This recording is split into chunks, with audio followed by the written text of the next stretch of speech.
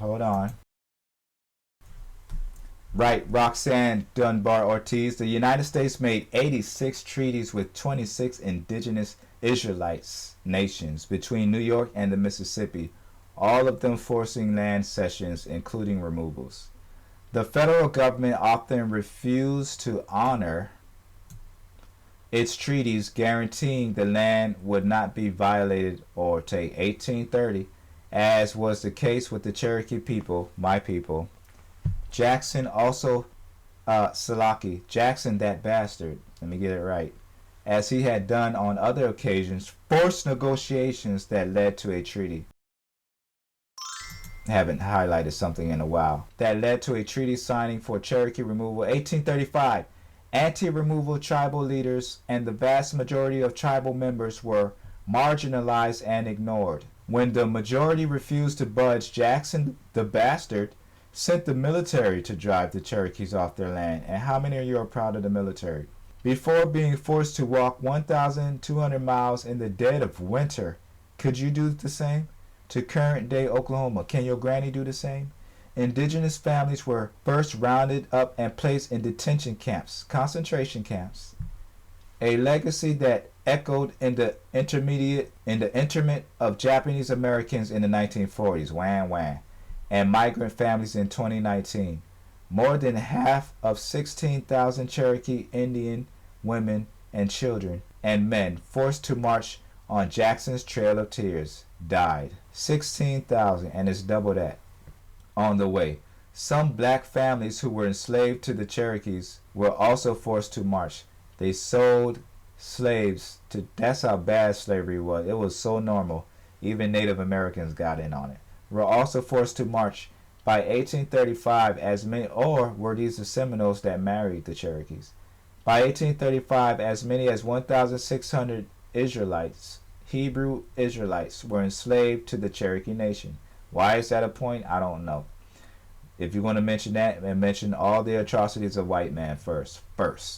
Dunbar Ortiz relates that after the Civil War, so-called journalist James Mooney interviewed people who had been involved in the forced removal. Forced. Like we're going to force them out of this country. It is written. Based on first-hand accounts, Mooney described the scene. Let me first get sell your sons and your daughters. Joel chapter 3, and I will sell, this is God, saying that he will sell your sons and your daughters into the hand of the children of Judah. I'm the child of Judah. And they shall sell them to the Sabaeans, to a people far off. Bye-bye. For Yahweh has spoken it. God spoken this. I can't even stop it. Oh, I like white people. Okay. Yeah, me too. Only as slaves. They're going to get sold. Let's not fight God here. Who's stupid enough to fight God? If God said it, who can refute it? You can't. God said, let there be light, let there be earth, let there be the sun, which creates its own nuclear fission and fusion. Can you do the same? You can't make the sun. You're trying now. You're glorifying over fusion and fission, which Einstein, who you glorify over, stupidly created the weapon. He made the nuclear bomb. Einstein made the nuclear weapon. You glorify this killer? Do the Japanese glorify Einstein? Under general, God that made heaven, earth, and the sun to fuse itself, said that your ass going into slavery. Under General Weinfield, you have repeatedly criticized the vice president for not specifically calling out Antifa and other left-wing extremist groups. But are you willing tonight to condemn white supremacists and militia groups and to say that they need to stand down and not add to the violence in a number of these cities, as we saw in Kenosha and as we've seen in Portland? Sure, are you I'm prepared to specifically do it? Well, go ahead, sir. I would say almost everything I see is from the left wing, not from the right wing. So what are you saying? I'm willing to do anything. I want to see peace. Then do it, sir. Say it. Do it. Say it. Do you want to call him? What do you want to call him? Give me a name. Give me a white name. Supremacists and who would right you like me to condemn? White supremacists and right Proud Boys. Stand back and stand by. But I'll tell you what. somebody's got to do something about Antifa and the left, because this is not a right-wing problem. This is a left-wing. FBI director This is a left-wing problem. White supremacist. Antifa's an idea, not an organization. Oh, you got to be not kidding. militia. That's what his FBI. FBI director Gentlemen, said. Well, then you know what? We're done, sir. We're moving on to the next. We're moving. When a bat hits you over the head, that's not an idea. Everybody in Antifa your is administration bad. tells you the truth has a bad idea. Can I tell you what? You have no ideas. Antifa is a dangerous, all right, radical gentlemen, group. we're now moving on to the Trump and you ought to be Biden careful records. with them. They'll overthrow you. When in a 2 president, seconds. I'm going to ask a question. Scott's orders the troops were disposed at various points throughout the Cherokee country, where stockade forts were erected for gathering in and holding the native Israelites, preparatory to removal. From these, squads of troops were sent to search out with rifle and bayonet every small cabin hidden away in the coves, isn't that terroristic, or by the sides of mountain streams, to seize and bring in as prisoners all the occupants who were just living in their cabins peacefully. However, or wherever they might be found, families at dinner were startled by the sudden gleam of bayonets in the doorways. What did I just tell you? Peacefully living, and rose up to be driven with blows and oaths along the weary miles of trail that led to the stockade. What is that? I don't know, but it looks like a... What is it? Ah! Dinner's over. Men were seized in their fields or going along the road. Nigger! Black Indian nigger! Bring your ass here!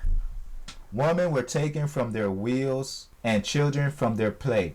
Women were grinding at the mill. One woman would be taken away. In many cases, on turning for one last look as they crossed the ridge, they saw their homes in flames. Damn. Fire, we don't want these Indians back. Let's burn this shit. Oh, no, we're just going to bring you to the city so we could talk to you. Well, why are you burning my house? Don't worry about that. You're not coming back there. Fired by the lawless rabble, it says rabble, R-A-B-B-L-E, that followed on the heels of the soldiers to loot and pillage, stealing. So keen were these outlaws on the scent that in some instances they were driving off the cattle and other stock of the Indian Native Americans, so-called, almost before the soldiers had fairly started their owner in the other direction. Systemic hunts were made by the same men for Israelite graves to rob them of the silver, pendants, and other valuable deposited with the dead. They call it archaeological research, grave robbing. A Georgia volunteer, afterward a colonel in the Confederate service, said, I fought through the Civil War and have seen men shot to pieces and slaughtered by thousands, but the Cherokee removal was the cruelest work I ever knew. There's a white man that wrote, a southern white man. That's what put this man on $1, the $20. $20 freaking dollars. Let me see this. Civilians shot to pieces. Some historians have tried to overlook Jackson the Bastard's atrocities against first Americans, so-called, by pointing to his adoption of a young Creek infant orphan. Oh God, child sex. They tend to underplay or not mention that Jackson was the reason the boy became an orphan in the first place. You can't make this up. This is history. On November the 3rd, 1813, Jackson and his soldiers attacked a small Creek Indian village, Talushachi. The assault was meant as vengeance for violence by the Red Sticks, a faction of Creeks, against whites in the area.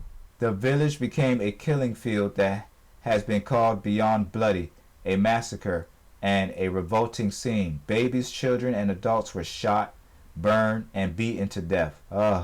Not one of the 186 men in the village was left alive.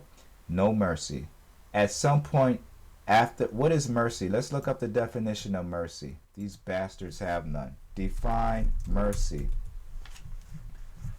And as I hold this $20 bill up, remind you, as you spend this money, he has no mercy. Compassion or forgiveness shown towards someone who it is within one's power to punish or harm. Ooh, that's a killer. No mercy was shown. Alright? 186 men in the village was left alive. None of the 186 men was left alive. At some point after the slaughter ended, one of Jackson the Bastard's interpreters brought him a small child who had somehow miraculously survived. Must have had a smile of an angel. Jackson the Bastard decided that he would take the child, a goodly child, a young Daniel, whom he called a savage. Bring me the little savage, like a dog, and send him to his 5-year-old son as a pet to amuse him. The indigenous child was named Lincoln. As Jackson the Bastard wrote to his wife Rachel, Lincoln was to be given to Andrew Jr. to replace Andrew's previous pet, also a Creek child, Theodore. What happened to the child? Went to the fields, did he? Jackson wrote this bastard, he is about the size of Theodore and much like him. According to the U.S. National Park Service, Theodore was likely captured when U.S. forces overran the Creek village of Littafuchi in October 27, 1813, and died soon after arriving at the Hermitage through nasty disease. Maybe they killed him. Played with him too hard. A third Creek child, renamed Charlie, was presented to Jackson as a gift by Jim Fife, a member of the Creek National Council. You can't make this up. As Slate researcher Rebecca Onion noted, defenders of Jackson the Bastard have long used Lincoln to finesse Jackson's historical reputation and relationship to Native Americans. Notably, there is scant record of Lincoln's views on the massacre of his own family and village, adoption by Jackson the White Bastard, and life at the Hermitage concentration camp.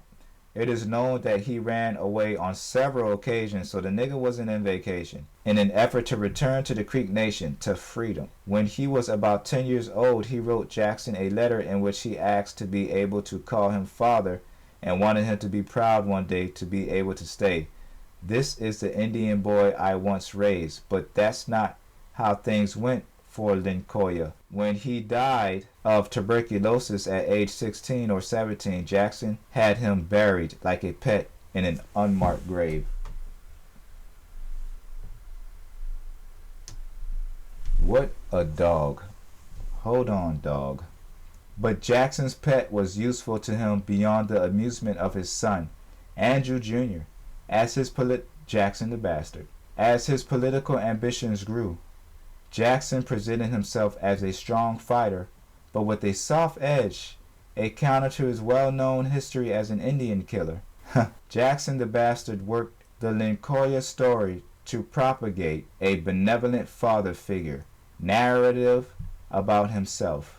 According to historian Don Peterson in 1816, he went as far as to ask Tennessee Senator George Washington Campbell to use his adoption of Lincoln as the example to his congressional colleagues that stories of Jackson's bastard, raging temperament toward Native people were overblown.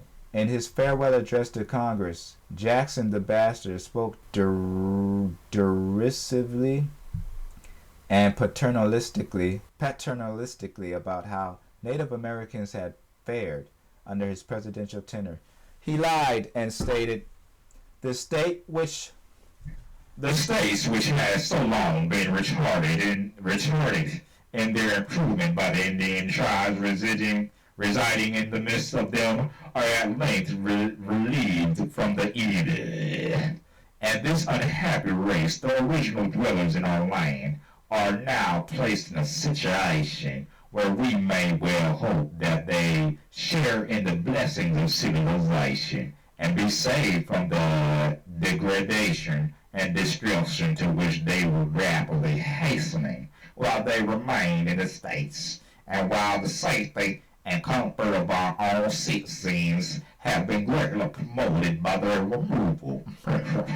The philanthropists will rejoice that the remnant of the ill-fated race has been at length placed beyond the reach of injury or oppression, and that the paternal care of the general government will hereafter watch over them and protect all them. References to native peoples as evil and ill-fated captured the genuine attitude of Jackson toward first Americans and his policies while in office and on a $20 bill. Bastard. References to so-called paternal care were just trivial to mass racial conquest, was just used to mass racial conquest. Jackson the Bastard, near pathological goal to seize native lands, was meant to enrich himself and the sprawling white enslaver class of which he was a part of. Lastly, Charles C. Mann's research indicates, you want to get him? Let's get one more bastard.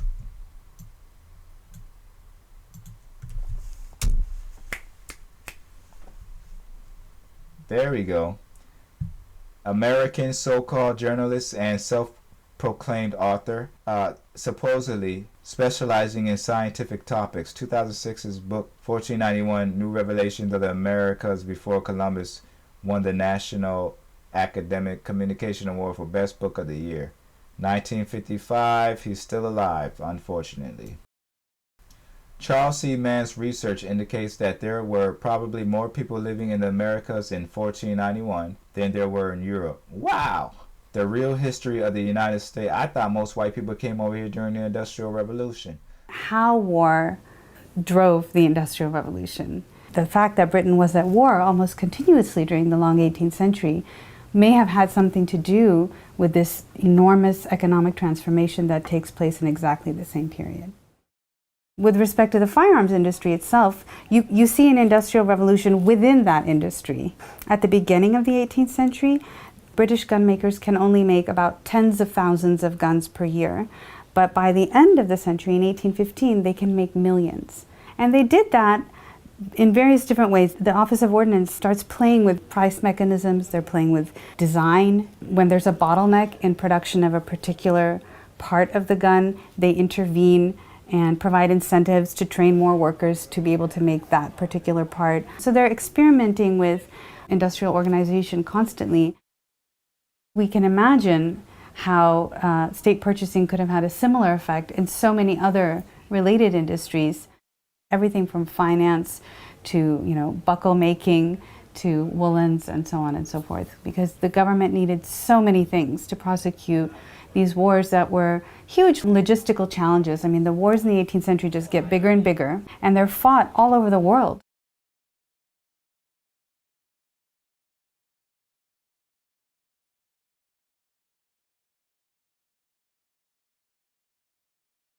By looking at the Industrial Revolution again and seeing that there was a huge role for the state, and not only the state but for war, I think that really forces us to rethink our assumptions about what really drives economic growth. And I think we also need to appreciate more the central place of war and manufacturing related to war in creating the modern industrial life that is now the norm for all of us.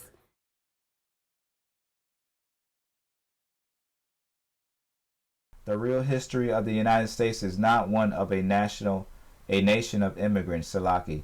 Dunbar Ortiz writes, let me get Dunbar Ortiz. There she go. Miss Ortiz. There she is. She getting old. She getting old. She better start telling the truth.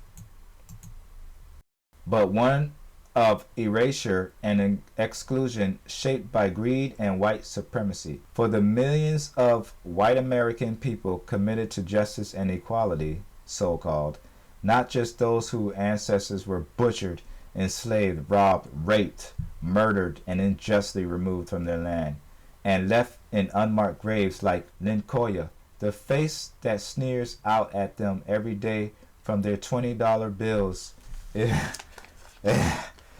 is the vulgar sneering.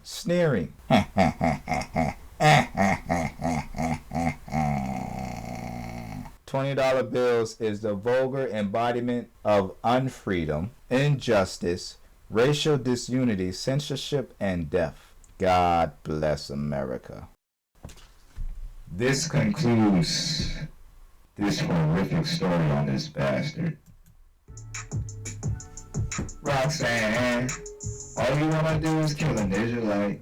Roxanne, Roxanne, you think you a player, you think you a robber, we gonna get you, oh problem solver. Ooh, they tryna kill a Hebrew, ooh, they wanna kill me and kill you, they mixing up the blood like food, they wanna put you in an unmarked grave. Why? Cause you were unmarked slave of the Lord my Yahoo. This is what an Israelite gotta do. God of Abraham, Isaac too. Don't forget about Jacob. Strive between man and the Most High to make a creator. This is how I done it to a hater and potato. Put Harriet Tubman on the back front of the $20 bill. What you want, pump? I'ma spend this, turn it into ooh. Who's on the 10? You gonna get Grant that fast? No, it's not Grant. Who's on the $10 bill? Roxanne, Roxanne. I'm seeing what I do with Roxanne, Roxanne. She think I'm a player. She think I'm a player. She think I'm a player. She think I'm a gamer. Ooh. I see what I do with her, like old ass. I'm saying, I see what I do with her,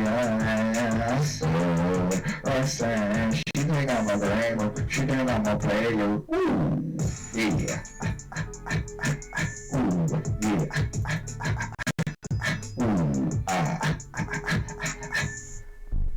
Light. Look at this. Woo! Look how dark the natives are. Now look at me.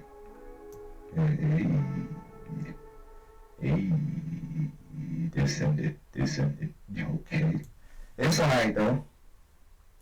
This is Ben Joseph with South Carolina Hebrew Israelite. 400 years in Charleston, South Carolina. Shalom, shalom. And to hell with this bastard. Render to Caesar what is Caesar's. Dos.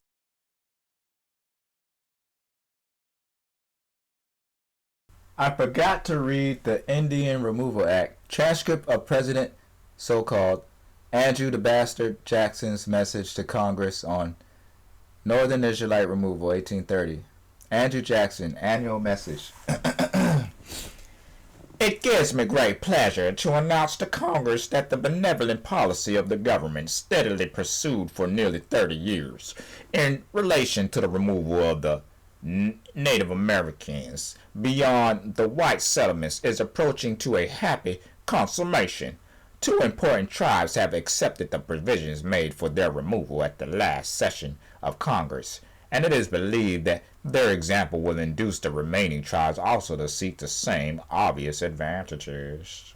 The consequences of a speedy removal will be important to the United States, to individual states, and to the Indians themselves.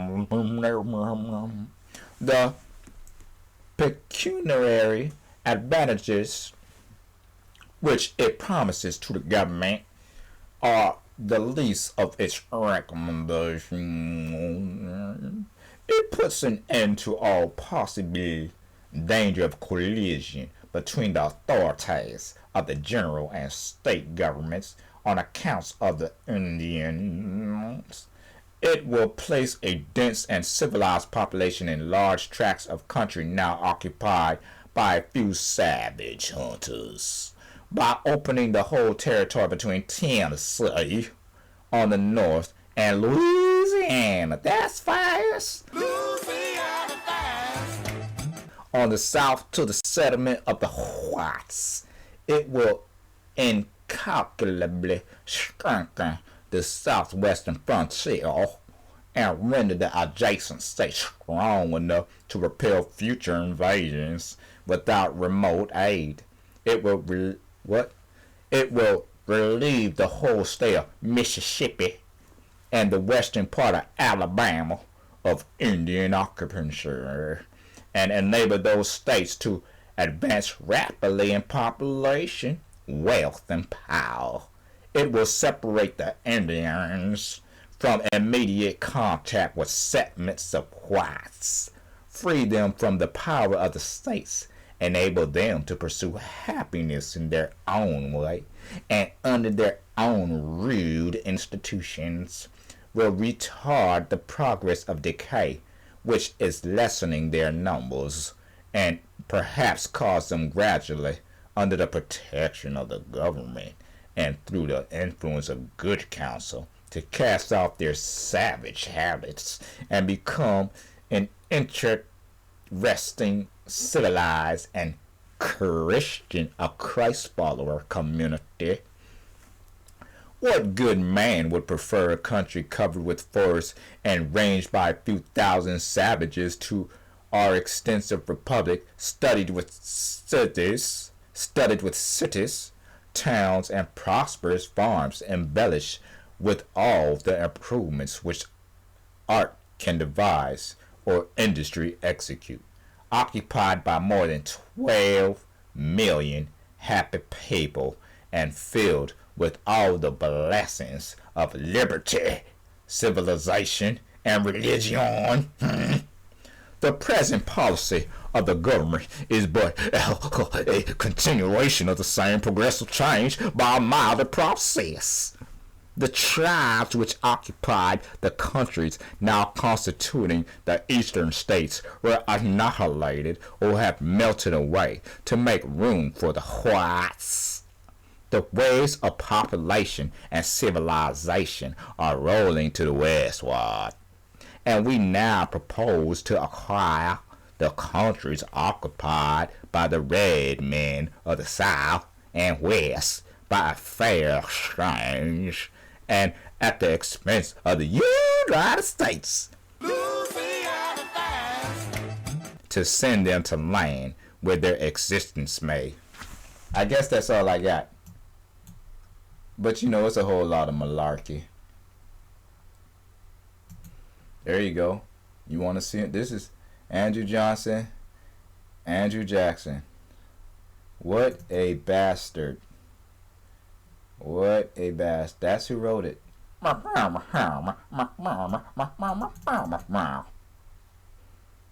I want you to see the Native Americans. I'm going to show you that real quick.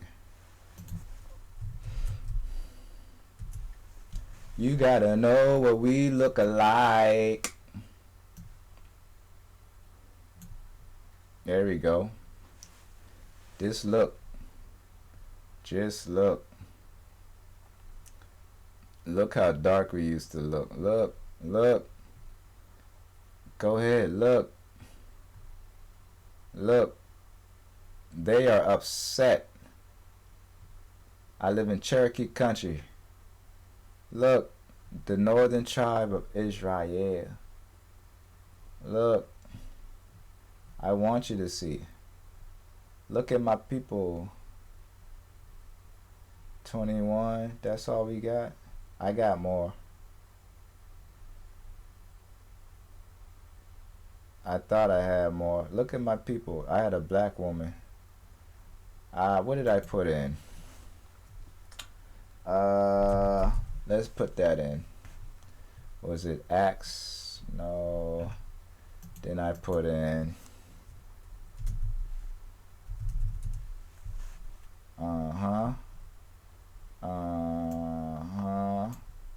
then I put in, I think I gotta put in Gad. Oh, there she is. That's what I want. Look at this. This is a native. These are the people they killed. These are the innocent people. And this is whitewash. Whitewash. Alright? Locks. These are the people they killed. Okay? Remember, never forget. Never forget the natives. Never forget the natives. The Seminoles. Carolinas. Alright? The fake, the real. Never forget. And I didn't even have it all the way on. Let me do it again. Let me do it one more time. There we go. There we go. Look. Don't forget. I'll do it like this. Don't you forget my people. This is show and tell, yeah. This is show and tell. Look at my people right here. There she is. My people. Let me go back to native. Again, my people. My people. I know y'all got the other Indian picture with the Indian dude and the black dude.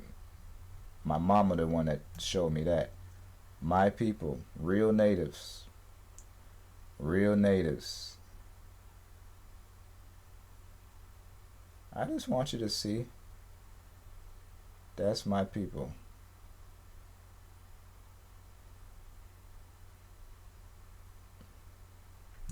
If they look attractive to me, they gotta be my people. This the bastard right here. That's who y'all want. Look at that bastard.